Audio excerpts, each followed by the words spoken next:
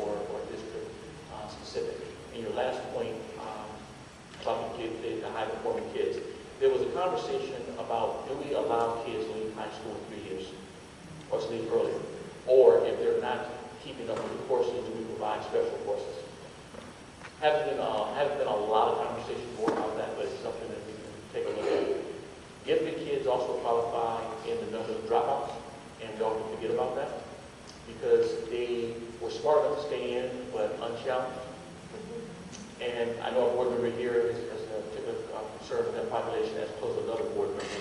So I am open for ideas of how to make that happen, but in a way that maybe school or situationally driven, but not necessarily statewide, because we don't have that many students who fall into that. But good points, and we'll consider. Thank you. And personally, I don't think early graduation is a good thing developmentally.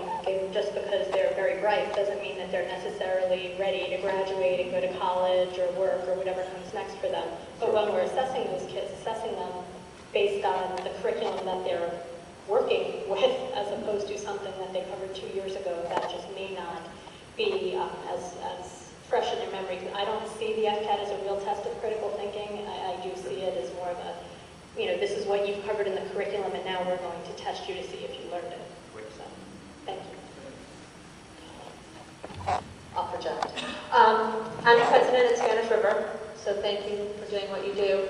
I've been a president at a middle school, Omni Middle School, Mr. Goldstein's filming for the CTA, and at Banyan Creek Elementary School. So I've been in schools that are high-achieving schools, but not all students are high-achieving, and yes, the high achievers are not getting the same kind of resources as the low achievers. I think sometimes in our high achieving schools, and Dr. McKee, I don't know exactly what your numbers are here, but at some schools, your lower 25% also includes students that are proficient. I would like them to be given an end of course in an algebra or a geometry course. They should maybe be exempt from taking the math portion of an FCAT, because the algebra and the geometry and the course exam is testing those children on what they've actually learned, versus going back and testing them on what may be a 7th grade standard and they're taking a 9th, 10th grade class.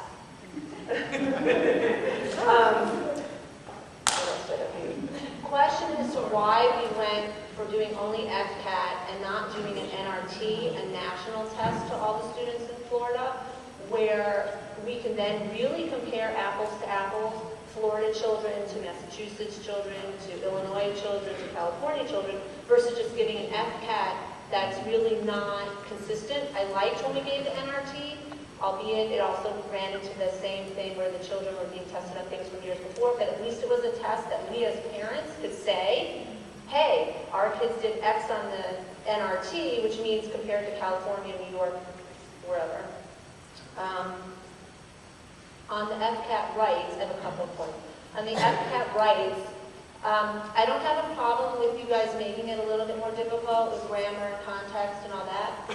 My question is, why do we tell the children that were in 8th grade, I have an 8th grader, and 10th grade, okay, forget everything you've always learned about FCAT, take the rubric we've taught you all your life, let's throw it away, and we're changing it.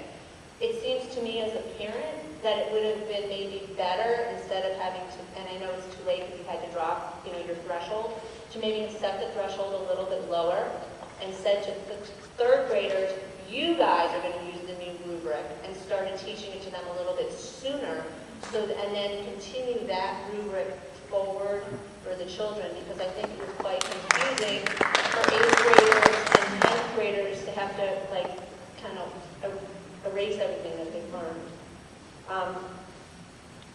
There's budget items I have, but they're too confusing to go into here. But I also want to thank Vern Crawford, who's sitting here, who is takes care of Palm Beach County up in Tallahassee. He's our lobbyist. And Vern, thank you for all the work that you do on behalf of our children.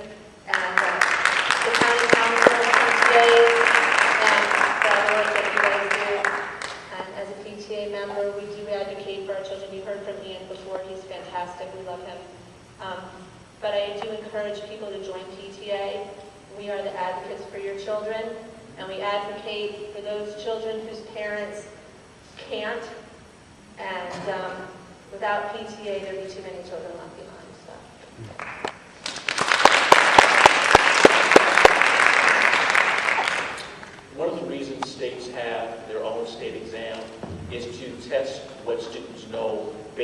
state standards.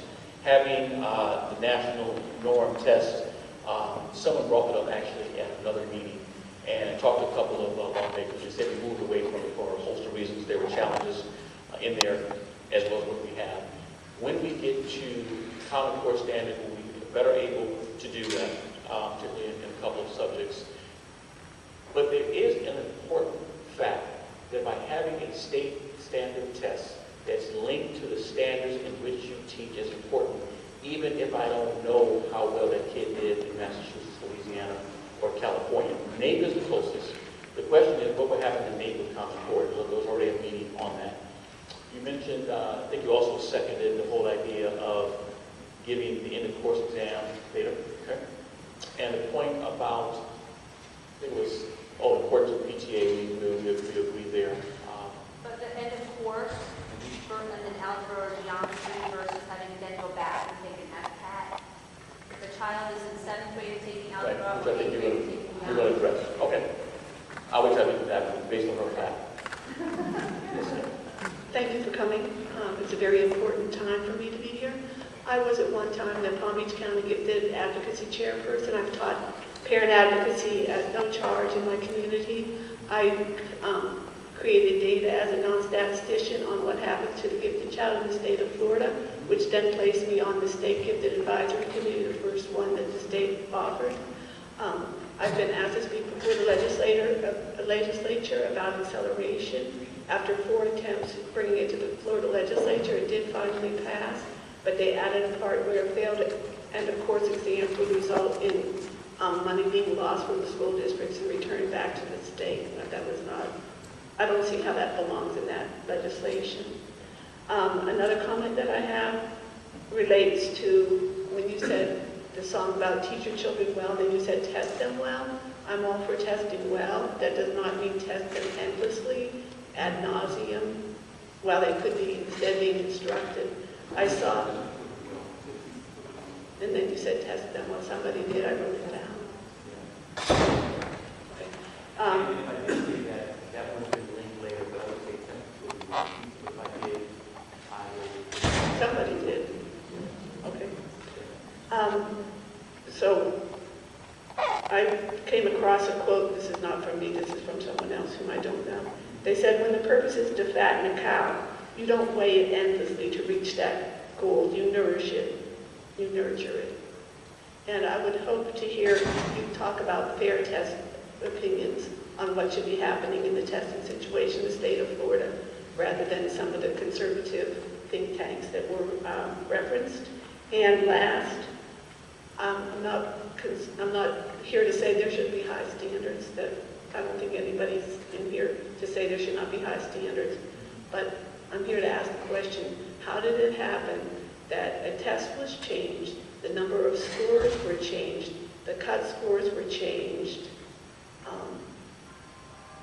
and the various modifications that were made this year to the test, and it had to have gone through a level of decision makers? Why didn't anybody say, hey, maybe from comparing an apple to an orange with 2 different tests, now it's going from an apple to a suitcase? Why didn't anybody say, maybe we shouldn't compare an apple to a suitcase? Our students and our schools deserve better. The test you had this year for writing was the test you had last year, so the test didn't change.